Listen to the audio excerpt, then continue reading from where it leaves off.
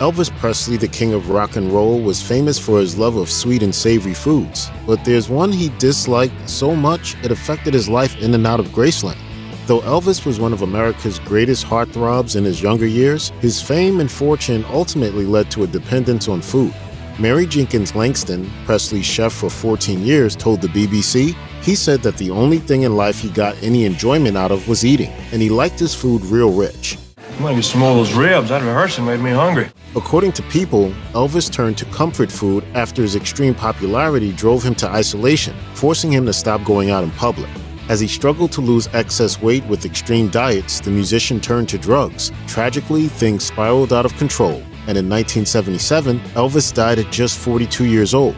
At the time of his death, Elvis reportedly weighed 255 pounds, in large part due to those rich foods that he loved. According to the Los Angeles Times, the king's favorite foods included fried peanut butter and banana sandwiches, bacon-wrapped meatballs, fried chicken with potato chip coating, jelly donuts, chicken fried steak, and vegetables saturated with butter and salt. It all came from his love of Southern home cooking. According to Graceland archivist Angie Marchese, Elvis grew up on good old Southern food. He loved meatloaf, mashed potato, fried chicken, mac and cheese. Anything that he grew up on were some of his favorites. In Graceland, Elvis Presley's sprawling mansion in Memphis, where he lived for 2 decades, was well stocked at all times. The food items stuffed in its refrigerator 24/7 included sausages, eggs, hamburger buns, potatoes, peanut butter, milk, cream, and bacon. According to his ex-wife Priscilla Presley, he loved meatloaf and mashed potatoes so much that he ate the same meal every day for dinner for 6 months. Author Albert Goldman wrote in his book Elvis, his favorite feed consists of a pound of Dixie cotton bacon fried to a crisp, a quadruple order of mashed potatoes brimming with thickening gravy, a large portion of sauerkraut, a dish of crowder peas, and a stack of sliced tomatoes.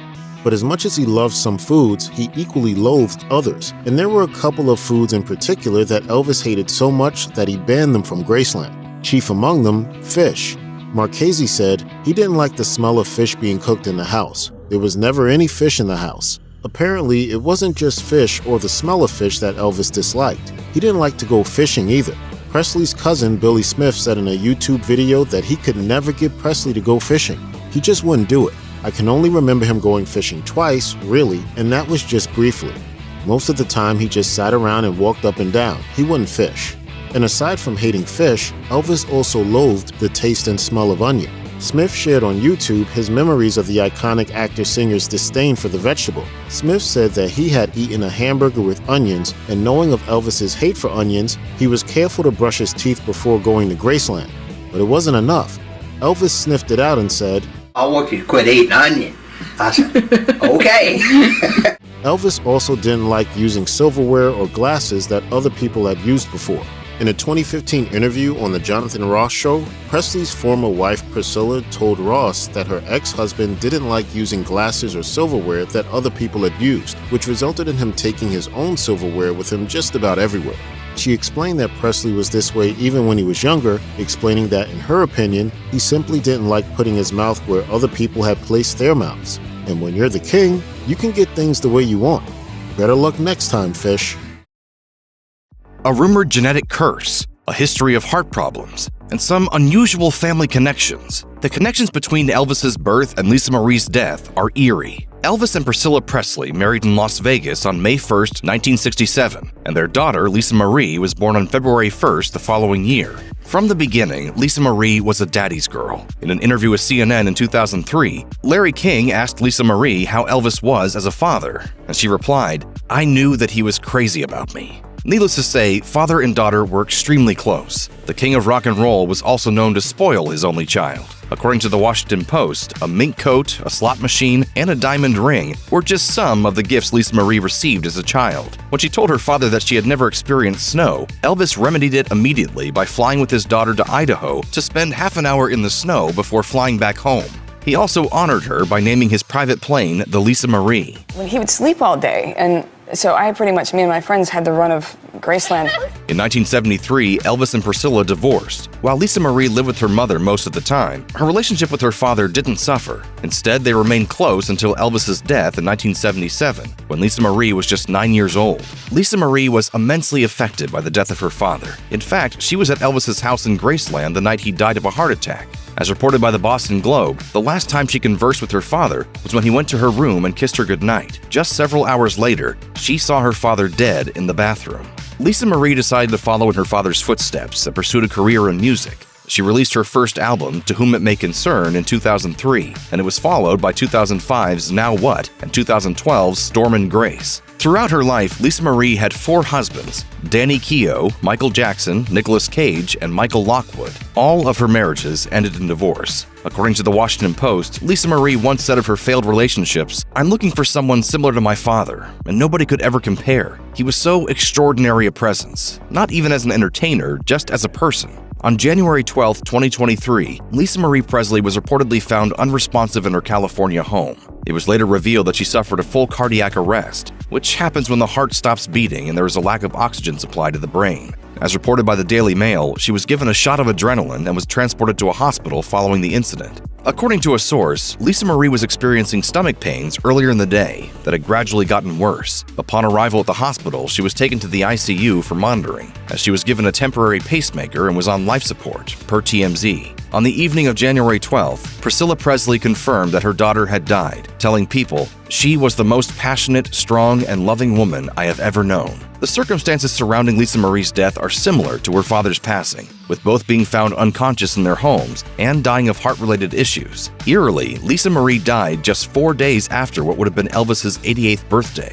Following news of Lisa Marie's death, a New York Post article suggested that her passing could be the result of a genetic curse. More specifically, the article suggested that her death could be the byproduct of the union between Elvis's maternal grandparents, Robert Lee Bob Smith and Octavia Doll Smith, who were first cousins. According to author Sally Hodel, this union paved the way for Elvis's early death, which she believes was inevitable. Per the New York Post, Hodel wrote, "Creating Elvis took a rare DNA combination that was not supposed to happen. It was not supposed to survive, and the consequences of that have long been ignored." Specifically, Hodel believes that Elvis's early death was linked to a genetic condition called alpha-1 antitrypsin deficiency. The author explained, "It is known from Elvis's autopsy that he was a carrier for this disorder." Elvis's mother, Gladys Smith Presley, also died young from heart failure at 46. And some of her siblings had early deaths. Though the narrative around Elvis's death is often linked to his experiences with addiction, Hodel believes that his fate was influenced by his unusual family history.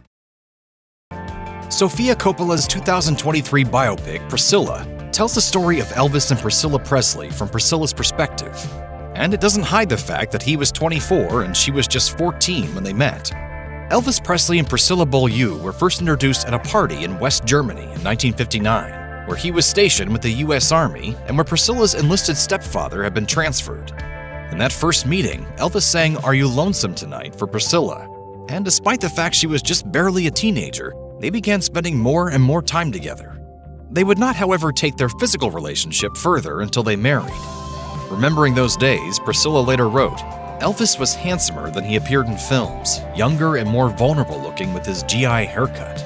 But Elvis told a friend, 'Priscilla is young enough that I can train her any way I want.'" Priscilla's parents were naturally concerned when their teenage daughter struck up a romance with a much older, massively famous celebrity. You got women throwing themselves at you. Why my daughter? Well, Sarah, I happen to be very fond of your daughter. Remembering that time, she wrote, "Whenever they tried to stop us from seeing each other, I pleaded and cried and made them and myself miserable. In retrospect, I don't think anything could have stopped me from seeing Elvis." By 1960, however, Elvis had returned to the US, while Priscilla stayed behind in Germany. When he didn't contact her for a while, a heartbroken Priscilla assumed their romance had been nothing but a fling in his eyes. What about boys at school? Must be some handsome ones. Eventually, Elvis got in touch, and by 1963, Priscilla, who was still in high school, joined him in Memphis, Tennessee. Elvis convinced her stepfather, who was still stationed in Germany, to give them his blessing by promising to make sure she finished school. Priscilla later wrote, "Declaring his intentions honorable, he swore that he loved and needed and respected me. In fact, he couldn't live without me," he said, intimating that one day we'd marry. In that light, there was little my parents could do but say yes, and eventually they did. Elvis and Priscilla Presley married in Las Vegas in 1967. The couple's only daughter, Lisa Marie Presley, was born 9 months later. Looking back on their relationship, Priscilla said Elvis molded her, writing, "Something in his Southern upbringing had taught him that the right girl was to be saved for marriage. I was that girl. At the same time, he molded me into his woman. I wore the clothes, hairstyle, and makeup of his careful choosing." Black hair, and more eye makeup. But this dynamic wasn't without complications. When Priscilla asked Elvis if she could visit one of his film sets and meet his co-star, it set him off. He accused her of being aggressive and demanding, and soon the disagreement became an all-out fight. Elvis began throwing her clothes out of her closet, but after leaving Priscilla alone and humiliated for a moment, he came back and hugged her, and the pair made up. As Priscilla remembered, "I was relieved and happy to be back in his arms. Anything he'd have said would have made sense to me in that moment." This was Elvis's technique of keeping me under control. Although their marriage ended in 1973, Priscilla remained a major part of Elvis's life until his death at the age of 42. Recalling the time in her life when she was sometimes referred to as Elvis's live-in Lolita, Priscilla said, "It was a different time. I lived in his world. I wanted to please him. I wanted to fit in. I wanted to have fun with him. I wanted to see what it was that he liked." You lived his life. You honestly didn't have your own life. You lived his life. At the Venice Film Festival premiere of Sofia Coppola's film Priscilla, Elvis's former wife had more to say on the subject, recalling, "You know, people think, oh, it was sex. Elvis was very kind, very soft, very loving. But he also respected the fact that I was only 14 years old. We were more in mind and thought, and that was our relationship." Grave robbing plots, vandalism, and the conspiracy theory that just won't die. The story of Elvis's death is strange indeed, but where is he really buried? Elvis and Priscilla Presley's only daughter, Lisa Marie Presley, died in mid-January 2023. She had been briefly hospitalized after an apparent cardiac arrest. Shortly after she died, it was announced that Lisa Marie, age 54, would be buried at Graceland near her son Benjamin Keough, who died in 2020. Also buried at Graceland is Elvis himself, though like much else related to Presley's life and death, some unfounded myths persist about whether or not the King of Rock and Roll's final resting place is really where it's said to be. Graceland in Memphis, Tennessee is where the iconic singer died in 1977 at the age of 42 from a heart attack. Elvis's daughter, Lisa Marie, took over Graceland and the rest of her father's fortune in 1993 at the age of 25. Today, hundreds of thousands of Elvis fans visit the site to pay homage to the late singer and view his tombstone. But are his remains really there? Not according to some conspiracy theorists. The idea is that if Elvis lived beyond 1977 as some believe, then who knows where he's buried? Still, with no reason to think the official story of Elvis's death is anything but the truth, the path that his remains took to get to where they are today suits a legend of his stature. Conspiracies aside, what's certain is that Graceland was not the first place Elvis Presley was buried, or to put it most accurately, entombed. The King of Rock and Roll's first resting place was in a mausoleum in Memphis's Forest Hill Cemetery next to his mother, Gladys Presley, with whom Elvis was very close. Gladys died in 1958, age 46, from heart failure. After her death, Elvis reportedly said, "It broke my heart. She was always my best girl." Some say he never fully recovered from the grief. Following the burial, he said, "Goodbye, darling. I love you so much. I lived my whole life just for you. Oh God, everything I have is gone." At first, Gladys was buried at Forest Hill, but her remains were later exhumed and transferred to the mausoleum near her son. Presley's father, Vernon Presley, died of a heart attack in 1979, 2 years after his son. He was 63 years old. Vernon is now buried near his family at Graceland. To address the frequent vandalism and crowds of people swarming to Forest Hill to see Elvis Presley's grave, Vernon Presley, who early on was the executor of the Presley estate, planned to move both Elvis and his mother Gladys's remains to Graceland. The Forest Hill Monument is also now on the property. An alleged plot to steal Elvis's body was one particular catalyst for Vernon moving Gladys's and his son's remains to Graceland, though nobody has ever succeeded in robbing the king's grave. Today, Elvis, Gladys, and Vernon Presley are buried in the meditation gardens on the house's grounds. Reportedly, the remains of Elvis and his mother, Gladys, both reside in matching copper coffins. In the immediate aftermath of Elvis's death, tens of thousands of fans gathered outside the palatial estate. There was a public viewing of the body too, which marked the first time fans were allowed inside the house. Some 30,000 fans attended. Why go to all this trouble? Because we love Elvis. We still do. Before he was buried, Elvis was dressed in a white suit. His hair, including those iconic sideburns, were cut and dyed at Vernon's request. Today, with only the price of admission, hundreds of thousands of fans filed past Elvis's gravestone alongside Vernon, Gladys, and Presley's grandmother, Minnie Mae. Of course, some say Elvis's body is not where it's said to be, or that he faked his death and lived longer than reported, but no evidence exists to support such unfounded claims. In fact, there is no proof at all that the hundreds of thousands of fans who view Elvis's tombstone each year see anything but the real thing.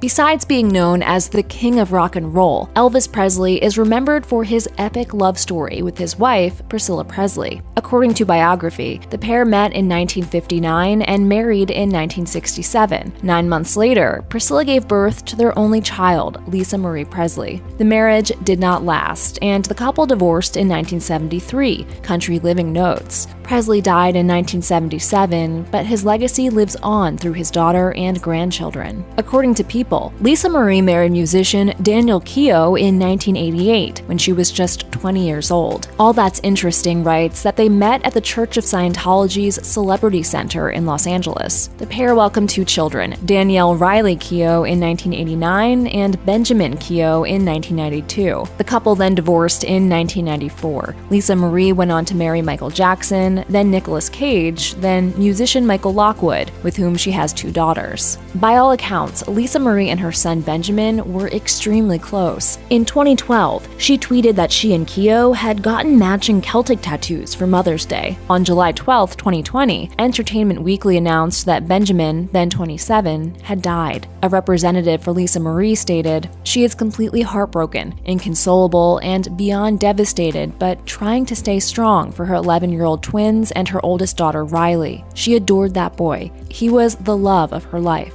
A year after her brother's death, Riley Keough told the New York Times that she felt, quote, "like I was thrown into the ocean and couldn't swim." He was just a magical person. Days after his death, TMZ reported that Benjamin had died from a self-inflicted gunshot wound. According to Extra, Keough's body was found at his home in Calabasas, California by his girlfriend, Diana Pinto, during her birthday party. Metro reported that an autopsy later revealed that he had cocaine and alcohol in his system at the time of his death. Benjamin reportedly had a long history of depression and addiction. All That's Interesting noted that he had gone to rehab shortly before his death. Extra reported that Benjamin had previously attempted to take his life by overdosing on alcohol and cocaine 6 months before he died. It's been noted that he strongly resembled his late grandfather, Elvis Presley. In 2012, Lisa Marie told CMT that when she performed at the Grand Ole Opry, everybody was grabbing him for a photo because it is just uncanny. Sometimes I am overwhelmed when I look at him. In October 2020, Graceland, Presley's famed home, announced on its official Facebook page that Keough had been buried next to Presley and his other family members, including his grandparents, Gladys and Vernon Presley. After Keough's death, an unnamed source told The Sun, "It is shocking news, but it also isn't a huge surprise as he had been struggling." In an interview with People, Benjamin's longtime friend Brandon Howard stated that the 27-year-old had been having difficulties with his mental health for some time. He added that being a Presley didn't help. As Howard explained, "It's a tough thing when you have a lot of pressure with your family and living up to a name and an image. It's a lot of pressure." In a 2013 interview on The Talk, Lisa Marie said she wanted to avoid pushing him too hard. I mean, he loves music, but I really kind of don't want to, that's a lot to put on him, so I'm trying to let him do his thing. In 2009, the Daily Mail reported that Benjamin had signed a $5 million record deal with Universal to make 5 albums. None of that music was ever released. In May 2022, Lisa Marie wrote on Instagram that she wished her son was alive to see the Baz Luhrmann-directed biopic Elvis. She added, "I am and will forever be mourning the loss of my son, navigating through this hideous grief that absolutely destroyed and shattered my heart and my soul into almost nothing has swallowed me whole." If you or anyone you know is having suicidal thoughts, please dial or text 988 to speak with the National Suicide Prevention Lifeline. You can also seek help by visiting 988lifeline.org. Did you know that Elvis Presley remains one of the highest-earning recording artists alive or dead, with his estate earning roughly $39 million a year? So seeing as the king has been gone since 1977, who's getting all that money? The answer may surprise you. Elvis Presley was one of the most successful and well-known musicians and performers of his generation. And with the release of director Baz Luhrmann's 2022 film Elvis, the king of rock and roll's music will be introduced to a whole new audience. For these reasons, Elvis was quite wealthy at the time he died, with a net worth of $5 million, or about $20 million in today's money, as Celebrity Net Worth explains. With no spouse, though, and only one child, where did all that money go? On August 16, 1977, Elvis Presley, at just 42 years old, was preparing for another tour when he was found unresponsive on his own bathroom floor by his then-girlfriend Ginger Alden. The rock icon was taken by ambulance to Baptist Memorial Hospital near his home, Graceland, in Tennessee, where he was pronounced dead at 3:30 p.m. It's terrible, but I just thank God that Elvis died here at Graceland instead of on the road just like any other rock and roll singer. Medical examiners determined that Presley's cause of death was cardiac arrest, but a toxicology report later concluded that he had high levels of codeine in his system, along with the sedative Quaalude. In the end, the recklessness with which Presley treated his personal health also extended to how he managed his money. In 1967, Presley married Priscilla Presley. It was a union that lasted for 6 years and which produced the rock icon's only child, Lisa Marie. According to his ex-wife, Elvis spent money with little regard for the future while he was alive. However, the money he made from his career as a recording artist, actor, and performer — he earned 14 Grammy nominations, winning 4 — was not just spent on himself. Elvis gave away much of the money he made at the height of his career to friends and sometimes even strangers, as the Los Angeles Times noted in a 1989 article. There's good reason why Elvis felt financially secure during his lifetime. Whenever finances were tight, he could tour, which in the 1970s earned him as much as $130,000 per show. Furthermore, if the king was low on cash, he could always record another album, which promised another $250,000 in royalties. For a role in a film, Presley often earned as much as $1 million. When Presley died, all that changed though, and with its primary earner now gone, the Presley estate could no longer afford to spend lavishly. For this reason, Presley's home Graceland was put on display to the paying public for the very first time. Just walking on the same floors, touching the same walls that Elvis lived in and breathed in. Lisa Marie Presley was only 9 years old at the time of her father's death, and although she inherited her father's fortune, it first went into a trust controlled by Presley's own father, Vernon Presley. When Vernon died just 2 years later, Lisa Marie's mother, Priscilla Presley, took control, as was outlined in Vernon's will. Lisa Marie would take control of the trust when she turned 25. By that time, Priscilla had grown her daughter's inheritance to an estimated $100 million, and as recently as 2017, Lisa Marie received approximately $100,000 per month from the estate left to her by her father, according to E! News. However, by the time that Lisa Marie turned 50, the majority of her father's fortune was lost due to years of financial mismanagement. Lisa Marie Presley blamed Barry Siegel, her business manager at that time, for making a string of bad business deals. In 2018, Lisa Marie sued Siegel, claiming he paid himself $701,000 per year and left her with only $14,000. As well as $500,000 in debt, as Forbes reports. In 2019, Siegel countersued for $800,000 in damages, as Yahoo Entertainment explains. Legal issues aside, the Elvis Presley estate continues to make money, earning roughly $39 million per year, thus putting Elvis among the top recording artists in terms of earnings, alive or dead. Why did the FBI open a file on Elvis Presley? Did the Bureau see him as a potential threat, like many celebs of his era? Or was he an asset of J. Edgar Hoover's that they were working to protect? This is everything you need to know about the FBI files on Elvis Presley. J. Edgar Hoover became the first director of the FBI in 1924 and remained in the post until his death in 1972, and over the course of half a century effectively created the Bureau in his image, establishing many of the methods through which the FBI still operates today. But Hoover was also a controversial figure who was happy to reflect the prejudices of his time, as well as his private paranoias, in the operations of his rapidly expanding organization. At the same time he publicly declared his apolitical stance, Hoover privately admitted his longtime support of the Republican Party and his revulsion towards Cold War communism. This resulted in the FBI's assistance in McCarthyism and Harry S. Truman's belief that Hoover ran the FBI like the Gestapo or secret police.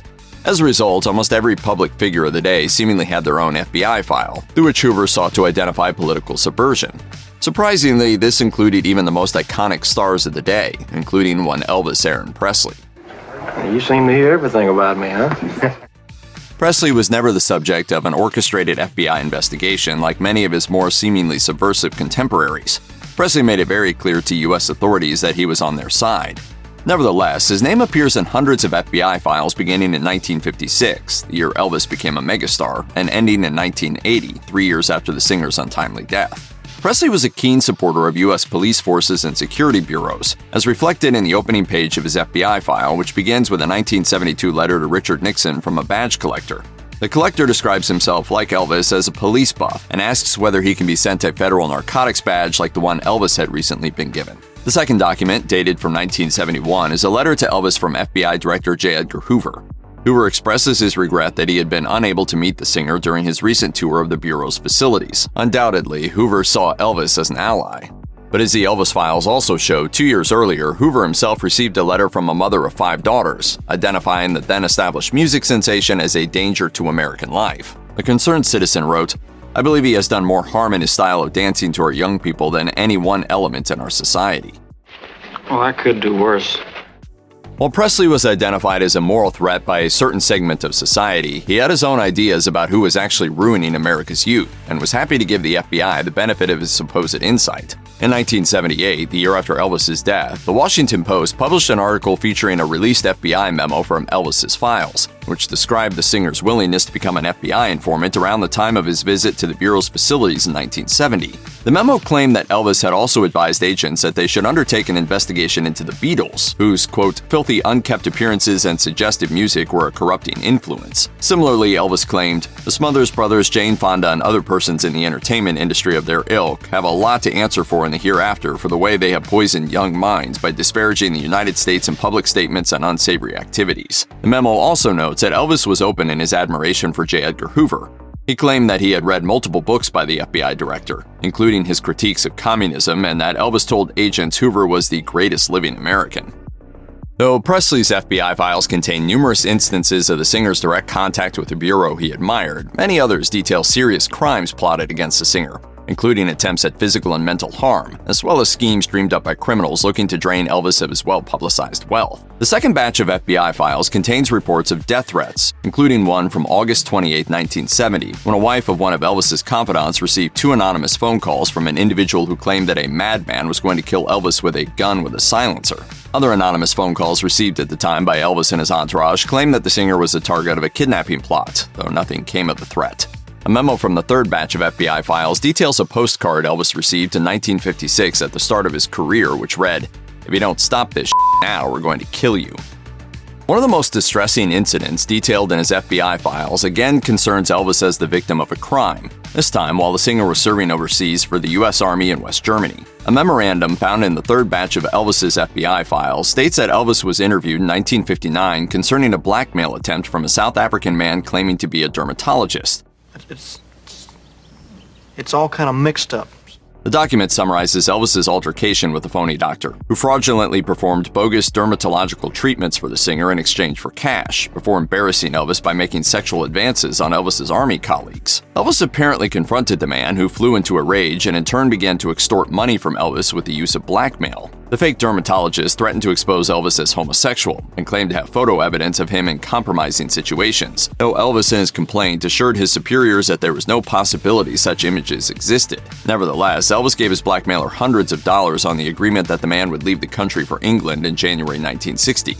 The fraudster reportedly never contacted Elvis ever again. Many of the hundreds of documents in Elvis Presley's FBI files relate to issues concerning his Lockheed Jetstar, the last private plane the singer purchased in his lifetime.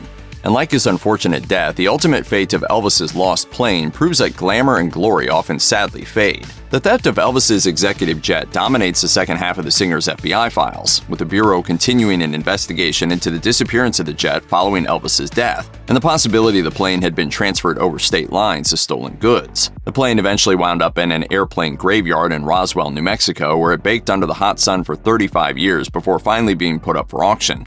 Sadly, past its prime, the plane sold for $430,000, a fraction of the $3.5 million estimate.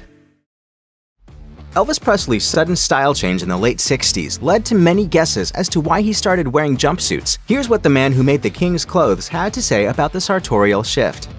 Elvis was famous for his velvety voice, hip-shaking dance moves, charisma, and an outrageous lifestyle. He was also famous for his iconic, instantly recognizable outfits. the black leather suit for his 1968 comeback special, the velvet suit he wore when he was invited to the White House by Richard Nixon, and of course, the spangled jumpsuits he wore on stage. All of these outfits and more were designed by the same man. Bill Ballou was a graduate of New York's Parsons School of Design. He designed costumes for performers including Lena Horne, Josephine Baker, and Ella Fitzgerald, as well as for a variety of stage productions including Sweet Charity, Funny Girl, and the New York City Ballet's production of Giselle. He also worked on several television specials and programs, including the Emmys, the Grammys, and the American Music Awards. Ballou came to work with Presley when producers of the King's 1968 comeback special asked Ballou to submit some designs. Ballou had worked with the same producers on another television special featuring singer Petula Clark. Ballou told Salon that his first idea came to him immediately. It always seemed like people assumed he wore black leather, but he never did. At that time, though, we were into denim, and I said, what if I just duplicate a denim outfit in black leather? Elvis loved it. That collaboration kicked off a nearly decade-long partnership in which Ballou's designs helped Presley create a new, flashier, more theatrical presence both on and off stage. Ballou told Salon, I wanted the clothes to be easy and seductive, and that was it. And I never wanted anything to compromise his masculinity. I had to protect his image. In 2008, costume designer and historian Butch Polston, who owns the BNK Enterprises costume company and considered Ballou a mentor, described to the Los Angeles Times the design details Ballou incorporated into Presley's jumpsuits. Ballou used high Napoleonic collars to frame Presley's face, adding Edwardian pointed sleeves and wide bell-bottoms with kick pleats. Famous costumes included the Burning Love suit, which was red with a pinwheel pattern. There was the so-called Black Pyramid suit covered in gold studs, and the Dragon suit, which featured a dazzling rhinestone dragon motif. Presley's favorite, said Polston, was the Peacock suit, which featured embroidered peacocks with the tail feathers running down each leg. It sold in 2008 for $300,000, USA Today reported. The jumpsuits had some practical benefits outside of looking dazzling and outrageous. Reportedly, the jumpsuits were made in response to Elvis's request for stage clothes that were easy to move around in. At the time, the king had become obsessed with martial arts, especially karate, and his stage moves in the 70s evolved beyond the hip shaking of his early years. So he was looking for a style of clothing that was both athletic and fabulous. Ballou's jumpsuits were the answers to Elvis's prayers, and proved to be a secondary draw to his live shows. Elvis joked to the Los Angeles Times in 1970, if the songs don't go over, we can do a medley of costumes. There was a lot of continuity that Elvis thought of and the designers thought of when putting these outfits together. Ballou wasn't just responsible for Elvis's stage outfits. He was soon entrusted with creative control of Elvis's entire wardrobe, and he showed a keen eye for the styles and shapes that best suited the rock and roll icon. He recalled to the Graceland blog, "You could be daring as a designer and put anything on Elvis, and he could make it work. And the simplest outfits that didn't seem particularly remarkable on the rack transformed into something spectacular when Elvis put them on. He was that beautiful and powerful a presence." In an interview with Elvis Australia, Ballou said he thought that Elvis Presley's favorite outfit of his was the Aloha Eagle suit, which he famously wore for his 1973 Aloha from Hawaii via satellite special. The costume included a cape, and Ballou explained that Elvis told him, "Bill, I just want the suit to say America." Ballou had been in Europe when there had been controversy regarding an eagle being displayed on an American embassy. The eagle motif replaced his original idea for an American flag-themed suit, and Elvis was on board. The original cape, featuring an eagle with outstretched wings, was floor-length, but the full-length cape turned out to be too heavy for Presley to move in, actually causing him to fall over when he attempted to rehearse in it. Ballou replaced it with a short cape, and later recalled, "All these years I always carried this image in my head of Elvis making the step forward and then bam, laying there amongst all this cape, and I can see him howling with laughter too." Though Ballou designed the outfits, much of the embroidery was designed and stitched by his co-worker, Jean Doucette. Doucette told The Guardian in 2010 that he sketched the original eagle idea for the Aloha Eagle suit and explained his costuming philosophy. "I didn't just want glitter, I wanted a story." A very questionable age gap, turning a home into a destination, and the most awkward phone call of Robert Kardashian's life. Priscilla Presley was swept up into Elvis's world, but her life didn't end with him. Those familiar with the relationship between Priscilla Presley and her husband, Elvis Presley, are likely aware of the age discrepancy that many would consider disturbing, or at least inappropriate. In an essay she wrote for People, Priscilla revealed that she was only 14 years old when they first met, and she had been a fan of his music since she heard his debut album when she was 11.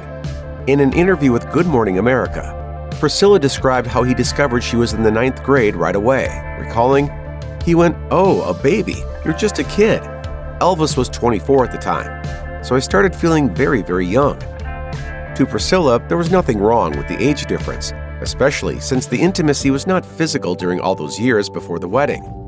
She also maintains that behavior and attitudes were simply different back then, explaining, "It was a very innocent time. We cannot compare it to today. We still had morals, high standards. There was a lot of care." Even though Elvis Presley and Priscilla were both from the U.S., they met in West Germany because of the military. In 1959, while Priscilla's father was stationed at the Air Force headquarters located in Wiesbaden, Elvis was serving overseas in the Army. Then one day, a soldier approached the teenager while she was at a family hangout spot on base and asked if she would like to visit Elvis at the singer's house, to which she agreed. In her essay for People, Priscilla recalled entering the home that fateful night, writing, "I spotted Elvis immediately. He was handsomer than he appeared in films, younger and more vulnerable looking with his GI haircut." After meeting, the two chatted for a bit, followed by Elvis serenading her at the piano as well. Priscilla continued to see Elvis a few more times until her father demanded to meet him. Fortunately for the couple, both men hit it off, but it still took some convincing from Priscilla for them to allow the relationship. They were nervous, and I think it was when I told my parents that they had to let me go or they would ruin my life. No matter how much Priscilla Presley loved Elvis while they were married, there were two major reasons why the relationship could not last. The first being that Elvis simply wasn't faithful. And I tried to turn my back to that, but I just didn't want to share him. Simple as that. The other cause for friction between the two was more complicated, but it was related to the problems that can arise when wed to a larger-than-life figure, as Priscilla told People. "My life was his life. He had to be happy. My problems were secondary." By early 1972, she no longer believed those serious issues would ever get worked out and decided to leave. Even though Elvis was heartbroken over the divorce, he never treated her badly in response, and their connection stayed strong in the following years. The singer's best friend and guitarist, Charlie Hodge, told People, "Even though there was a divorce, they were like two high school kids. They still called each other and told each other everything they were going to do." After her divorce from Elvis Presley, Priscilla did not remain single for long. In 1975, she began dating an attorney who would later become quite famous, Robert Kardashian. It did not take long for the relationship to get more serious, yet it was Kardashian who had fallen harder for Priscilla, not the other way around. In a sense, a portion of her heart was still reserved for her love of Elvis, which would gradually ruin the aspirations of her new lover who wanted marriage. According to the biography, The Kardashians, on one extremely awkward night, Elvis called while the couple were making love, and Priscilla actually answered to put the phone down and let him listen in. As weird as that was, there was also a significant issue from Priscilla's perspective as well. Kardashian was trying to make her into what he wanted, and she would not tolerate that for long. Eventually, Priscilla made it clear to Kardashian that there would never be a wedding, a decision that settled the couple's future. In 1978, Priscilla Presley started dating model and actor Michael Edwards, but the relationship was doomed from the beginning, even though it lasted longer than it should have, until 1985. First of all, Edwards was never able to get over his insecurity of not being as great as Elvis. In an interview with Daily News, he admitted, "It was in my own head. She was always telling me, just be yourself, that's who I love. Tell me your fears, tell me your weaknesses." But it was to no avail, and Edwards' issues eventually led to the couple's breakup. Though the far more disturbing reason that Presley should have left Edwards much sooner is because he was attracted to her teenage daughter, Lisa Marie. Not only did he admit to the gross behavior in his book, Priscilla, Elvis and Me, In the Shadow of the King, but Lisa Marie picked up on it and was already disgusted with him. She later told Playboy, "I know he wrote a book and said he lusted after my developing body as I got out of a pool. He made his attempts at coming into my room and being inappropriate while drunk." Aside from the massive changes to her love life following her divorce from Elvis, Priscilla Presley also gained the freedom to pursue her own career goals. She wasted no time, and By 1973, she was co-owner of a boutique in Los Angeles called Biss & Beau with her business partner and friend, Olivia Biss. When talking with Ladies' Home Journal, she explained, "After the separation, I had to make up my mind about what I wanted to do. And since I had worked with Olivia for such a long time on my own clothes, I decided to try it professionally." Running the shop was a fun venture for Priscilla over the next few years, but she ultimately decided it was not for her. Before the decade ended, she sold the boutique and was already taking on her next challenge. In the late 1970s, Priscilla began to attract the attention of Hollywood right after doing her first commercials. But she was in no rush at that time to progress to an acting career. When talking with Interview magazine in 1979, she revealed, "I've been offered quite a few things, but for now, I'm happy with what I'm doing. I like commercials and I like advertising. I believe in what I'm doing now. I'm not looking for fame, fortune, and stardom. I just like feeling as though I'm doing something constructive." However, that changed dramatically in the early 1980s.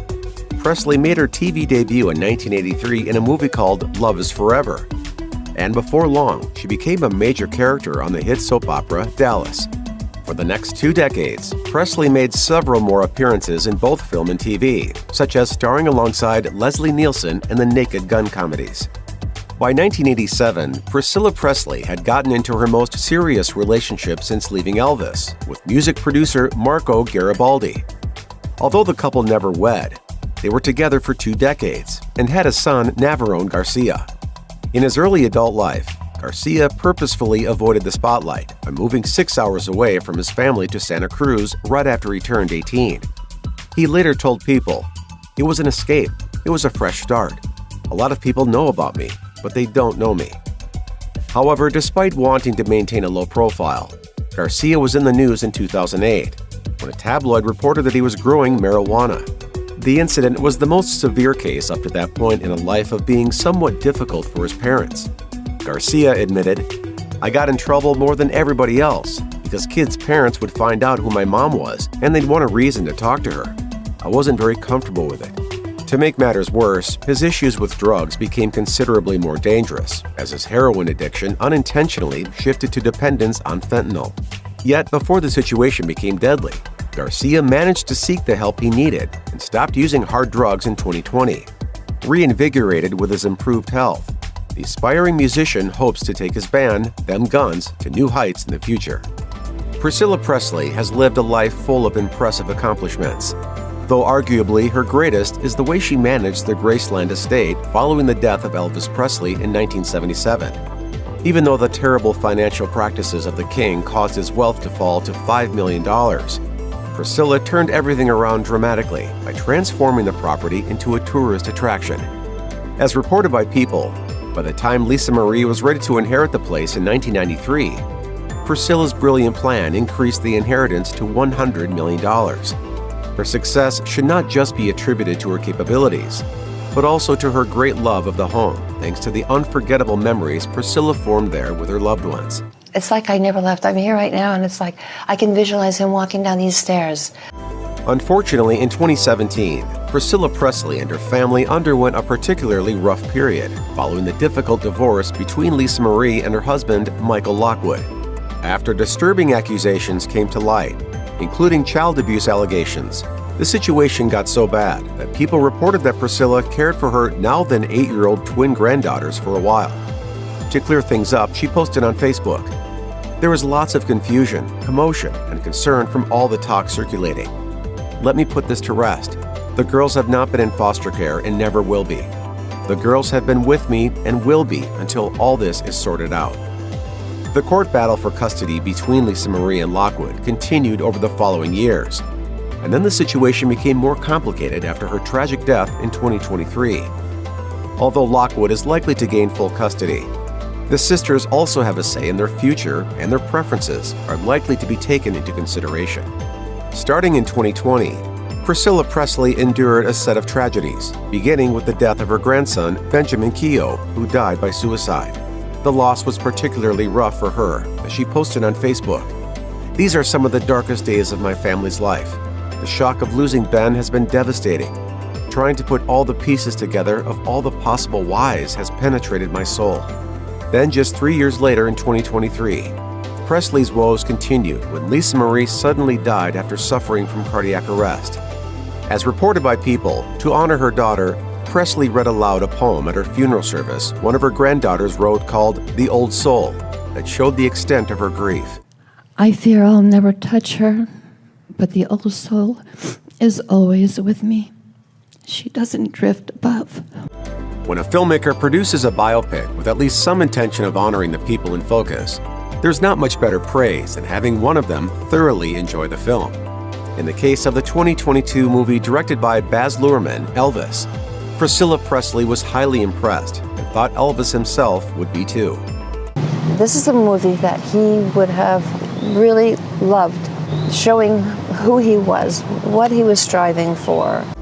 Having the portrayal of the man she loved so greatly done right is one thing, but coming out of the viewing satisfied after awkwardly watching a version of herself on screen might be an even better compliment to the actress who played her, Olivia de-Jong. Priscilla praised de-Jong in her Good Morning America interview, saying, "I'm so happy that she was sensitive and that she was caring. I was pleasantly surprised." If you or anyone you know is having suicidal thoughts, please dial or text 988 to speak with the National Suicide Prevention Lifeline. You can also seek help by visiting 988lifeline.org.